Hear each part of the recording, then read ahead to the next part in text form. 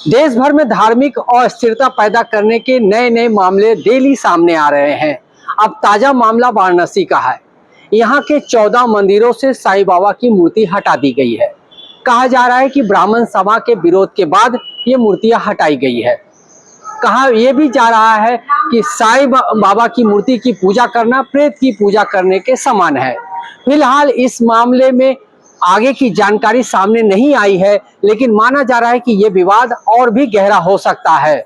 इसी तरह से देश के दूसरे हिस्सों से भी धार्मिक अस्थिरता पैदा करने के मामले सामने आते रहते हैं। सवाल उठ रहा है कि आखिर देश में धार्मिक अस्थिरता पैदा करने के पीछे कौन सी साजिश काम कर रही है, आखिर किसका दिमाग है। नमस्कार दोस्तों, मैं राकेश श्रीवास्तव। आज हम बात करेंगे देश भर में धार्मिक अस्थिरता पैदा करने के रोज नए नए जो मामले सामने आ रहे हैं उस पर। फिलहाल ताजा मामला वाराणसी का है, जहां 14 मंदिरों से साईं बाबा की मूर्ति हटा दी गई है।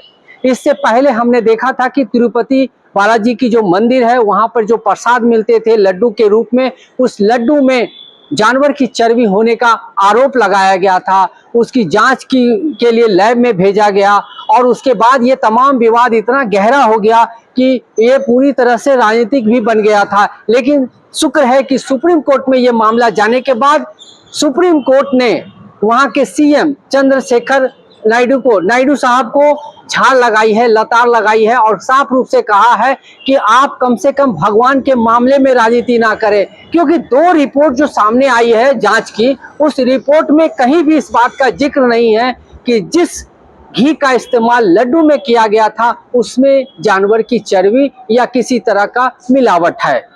दरअसल जिस घी को जांच के लिए भेजा गया था उस घी का इस्तेमाल लड्डू में हुआ ही नहीं था। लड्डू में तो जो घी का इस्तेमाल हुआ था उसकी जांच हुई नहीं।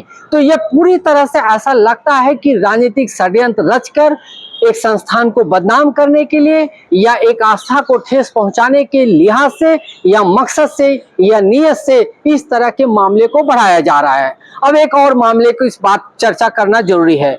ओशो आश्रम में 1970 की दशक में एक विदेशी महिला ने प्रवेश किया था। उनके माता पिता ने उन्हें अंदर डाला था ताकि वो यहाँ पर शिक्षा ग्रहण कर सके।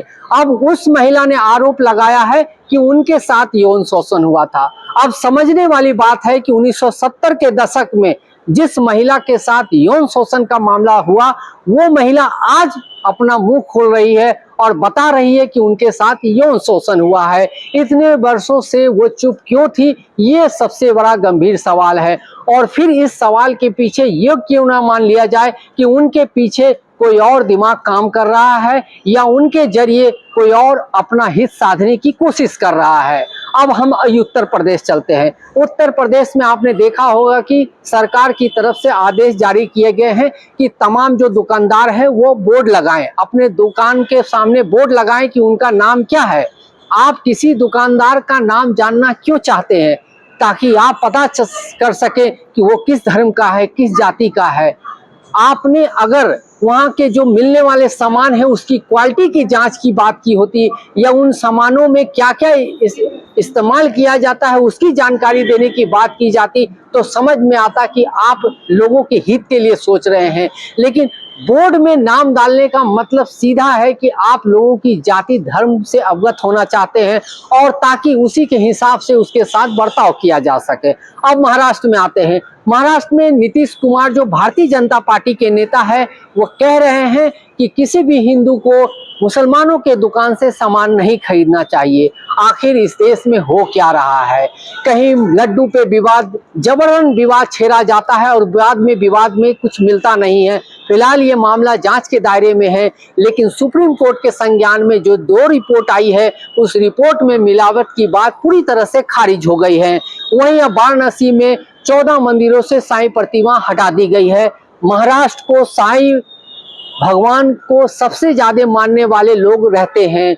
अब सवाल ये उठता है कि अगर ये विवाद गहराता है तो वाराणसी से निकलकर कहां तक पहुंचेगा और इस आग को लगाने वालों को आखिर कब रोका जाएगा। सवाल बहुत सारे हैं, लेकिन इन सवालों का आखिर जवाब क्यों देगा, कौन देगा? क्योंकि इस देश में सिर्फ यही सवाल नहीं है, क्योंकि इन्हीं सवालों को लोगों ने महत्वपूर्ण बना लिया है। इस देश में महंगाई भी सवाल है, इस देश में बेरोजगारी भी सवाल है, इस देश में हर साल बारिश के बाद बाढ़ आना भी सवाल है। लेकिन उस पर किसी भी नेता को बोलते हुए आपने शायद ही सुना होगा। लेकिन इस मंदिर को बदल दो, इस मुद्दी को हटा दो, इस लड्डू में मिलावट है, इस जाति के लोगों से सामान मत खरीदो, इस धर्म के लोगों से बच के रहो, इस जगह में खाने में थूक मिलाया गया है, ये तमाम तरह की बातें हो रही है।